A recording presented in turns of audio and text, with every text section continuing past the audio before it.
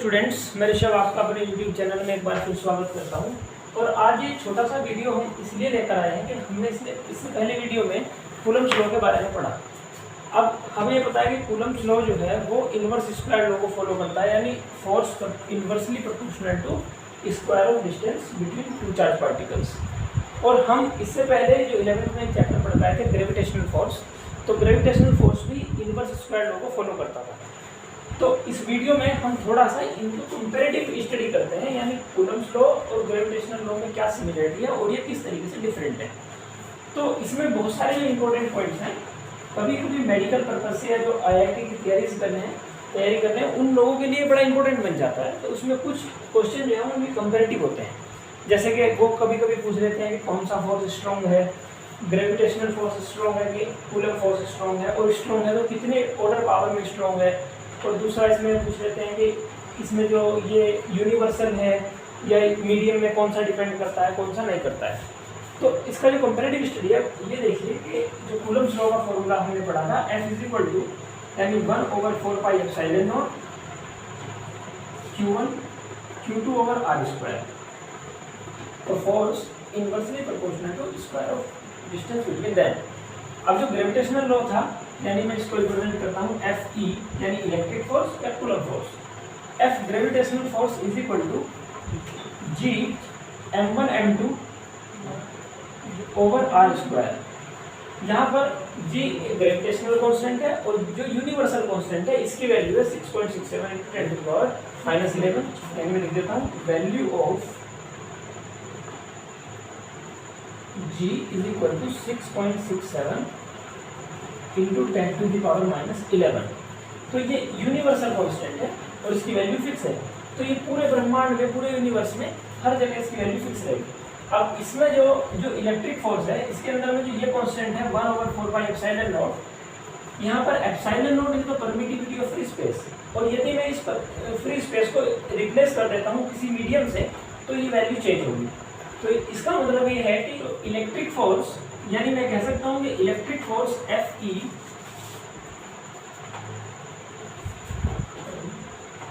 Electric force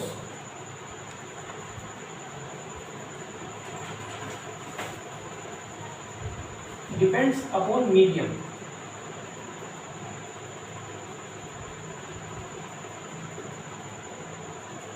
और क्योंकि इसमें जो आप अगर चार्जेस के बीच में रिप्लेस करते हो किसी मीडियम को तो इसकी वैल्यू चेंज होगी। और जो ग्रेविटेशनल फोर्स है यानी Fg is not depend upon medium.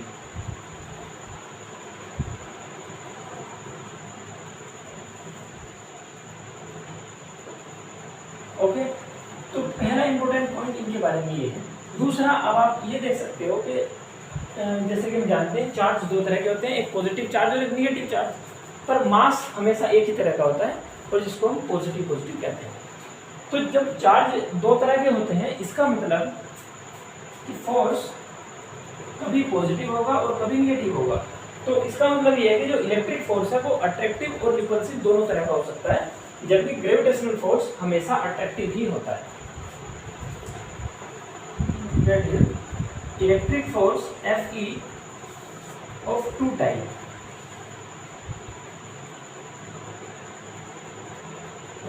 Repulsive और अट्रैक्टिव।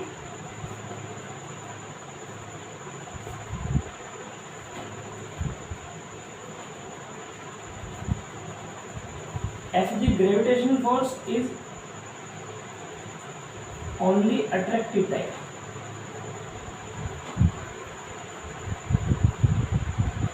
ओके, तो जो इलेक्ट्रिक फोर्स है वो रिपल्सिव भी हो सकता है और अट्रैक्टिव भी हो सकता है, क्योंकि चार्ज पार्टिकल्स दो तरह के होते हैं, पॉजिटिव चार्ज और निगेटिव चार्ज। जब दोनों सेम होते हैं, जब दो चार्ज सेम होंगे तो वो एक दूसरे को रिपेल करेंगे, और जब दो चार्ज अपोजिट होंगे तो एक दूसरे को अट्रैक्ट करेंगे।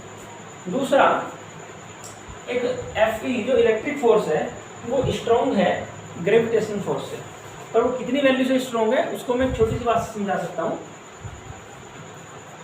मान लो कि इलेक्ट्रिक फोर्स प्रोटॉन के बीच में, प्रोटॉन भी एक पार्टिकल है, तो प्रोटॉन और प्रोटॉन के बीच में इलेक्ट्रिक फोर्स की वैल्यू कितनी है और ग्रेविटेशनल फोर्स की वैल्यू कितनी है, उसे हम कैलकुलेट कर सकते हैं। फॉर प्रोटॉन प्रोटॉन इंटरेक्शन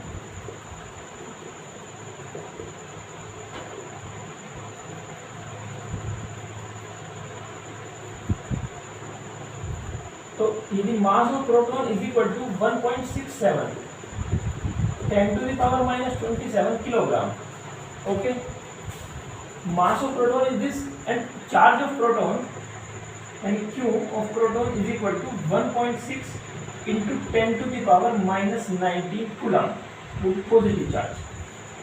तो यदि आप इलेक्ट्रिक फोर्स कैलकुलेट करोगे तो आपको चार्ज की आवश्यकता है। मान लो कि 1 मीटर डिस्टेंस से अपार्ट है दोनों, r equal to 1 metre and charge of proton और चार्ज ऑफ प्रोटॉन।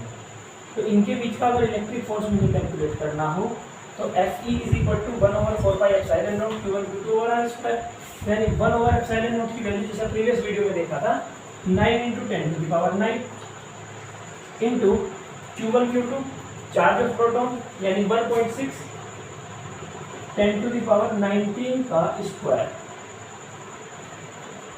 तो जब आप इसको कैलकुलेशन करके सोल्व करके देखते हो तो ये फोर्स इस ऑर्डर का आता है 10⁻38 इंटू +9 10⁻27। ये इसका अप्रॉक्स ऑर्डर है, कैलकुलेशन करोगे तो आप ये पाओगे। जब मैं प्रोटॉन्स के बीच में ग्रेविटेशनल फोर्स की वैल्यू कैलकुलेट करना चाहता हूँ तो मुझे इसमें मास की आवश्यकता है। तो g is equal to 6.67, it is the universal constant. Value of g is equal to 6.67 10⁻11 into mass of proton. इस फॉर्मूले से आता है मास ऑफ प्रोटॉन और मास ऑफ प्रोटॉन, क्योंकि दोनों प्रोटॉन्स के बीच का इंटरेक्शन है। तो मास ऑफ प्रोटॉन इज 1.67 इंटू 10⁻⁻27 का स्क्वायर। तो जब आप इस कैलकुलेशन को सॉल्व करते हो तो यानी ये वैल्यू आपकी आती है 10⁻⁻65 अप्रॉक्स 54। ओके, तो Fg order is this. Then if taking the reciprocal or ratio of the electric force and gravitational force, यानी Fe over Fg is 10⁻⁻27 over 10⁻⁻65. Then solve, then 10⁻65 minus 27 is 10⁻38. 7 और 5 पर 2, 65 minus 27 यानी 38। तो मैं कह सकता हूँ कि Fe is equal to 10⁻38 into Fg। इसका मतलब ये है कि इलेक्ट्रिक फोर्स ग्रेविटेशन फोर्स से 10⁻38 मल्टीप्लिकेशन में स्ट्रॉन्गर है। तो electric force is more stronger than the gravitational force. So ये इनका कंपैरेटिव स्टडी है और आने वाले वीडियो में हम और अदर कंटेंट डिस्कस करेंगे। तो ये इसके बारे में कंपैरेटिव डिस्कशन है। वैसे नेचर में 4 तरह के फंडामेंटल फोर्स होते हैं। एक न्यूक्लियर फोर्स है, एक इलेक्ट्रोस्टैटिक फोर्स है, एक वीक फोर्स और एक ग्रेविटेशनल फोर्स है। तो उनकी स्ट्रेंथ के आधार पर हम देखते हैं तो सबसे ज़्यादा जो स्ट्रॉन्गर फोर्स है वो न्यूक्लियर फोर्स है। फिर उसके बाद दूसरा जो पोजीशन है वो इलेक्ट्रोस्टैटिक फोर्स की है। फिर उसके बाद वीक फोर्स, और फोर्स को इंटरेक्शन भी बोल सकते हैं। और सबसे ज़्यादा जो वीक फोर्स है वो है ग्रेविटेशनल फोर्स।